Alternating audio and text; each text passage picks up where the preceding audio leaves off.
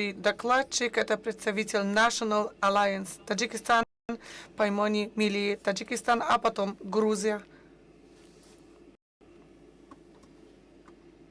Спасибо, госпожа модератор.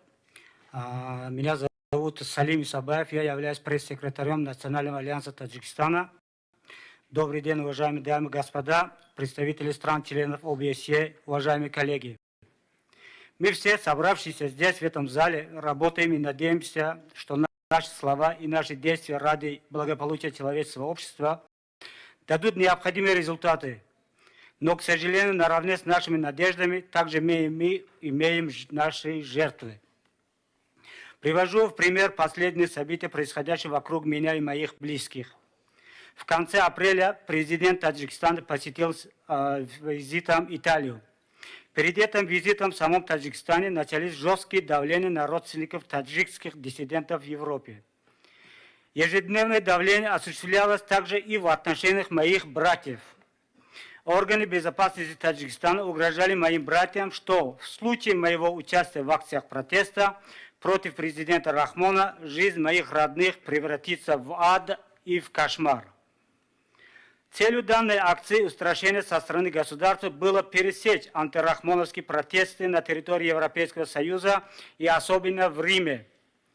Но, несмотря на все эти репрессии, политические активисты, в том числе Национальный альянс Таджикистана, провели мирные, разрешенные не только законом, но и практикой демократических стран, акции протеста в нескольких европейских городах.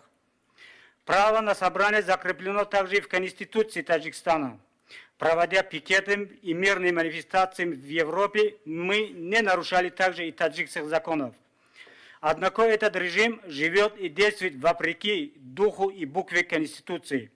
Поэтому на днях я получил известие, что государственный орган власти в Зафарабадском районе Сагдийской области решил конфисковать недвижимость моих родственников и выдворить моего брата вместе с его семьей из собственного дома.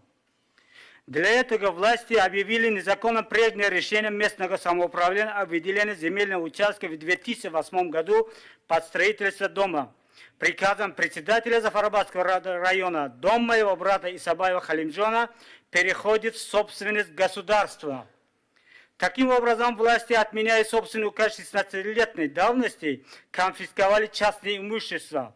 В нашем случае дом, в котором семья проживала уже в течение 14 лет. На улицу выгоняют из собственного дома семью из 4 человек, включая хронически больную женщину, а также несовершеннолетнюю девочку. Власти Таджикистана выполнили свои обещания и превратили жизнь моего брата и ее семью в кошмар. Также им запретили право въезда из территории Таджикистана, вопреки статье 24 Конституции Таджикистана, который гласит: гражданин имеет право на свободное передвижение и выбор места жительства, въезд за пределами республики и возвращение в нее. Таким образом, власть отняла у моих родных права на выживание. Люди, которые рождались свободными, в результате оказались заложниками в руках собственного государства. Спасибо за внимание. Спасибо.